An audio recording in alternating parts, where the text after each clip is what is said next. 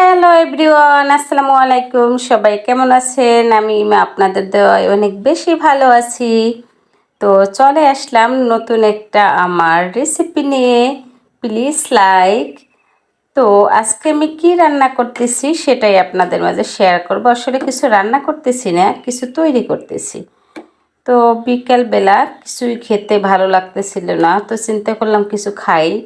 কিন্তু বাহিরে যে কেনার ইচ্ছেটাও আর কি ওরকমভাবে ছিল না।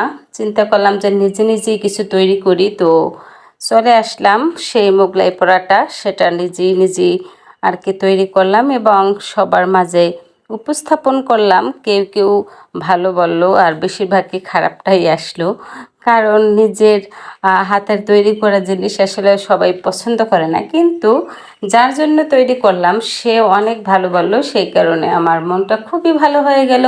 কারণ এটা বিশেষ করে আমার ছেলের জন্য আমি বানিয়েছিলাম, কারণ আমার ছেলে এটা খুবই পছন্দ করে। ইভেন আমার হাতেরটা বেশিও পছন্দ করে। আর এটা অনেক সুন্দর করে আমি মানে ভাজার সময় এটা আমার দেখি মানে লোভ লেগে গিয়েছিলো, কারণ এটা অনেক সুন্দরভাবে ফুলে উঠতেছিল।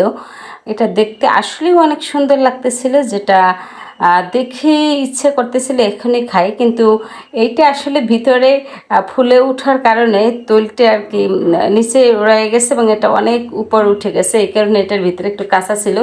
আবার তারপর আমি ওটা লেয়ারভাবে কেটে দুই ভাগে ভাগ করে তারপর ওটা আমি মানে ভেজে নিয়েছিলাম। আর এই যে এটা এটা খুবই সুন্দর হয়েছিল। এটা প্রথম বাইট খেতেই আমার মন ভরে গিয়েছিল। তো সবাই ভালো থাকবেন।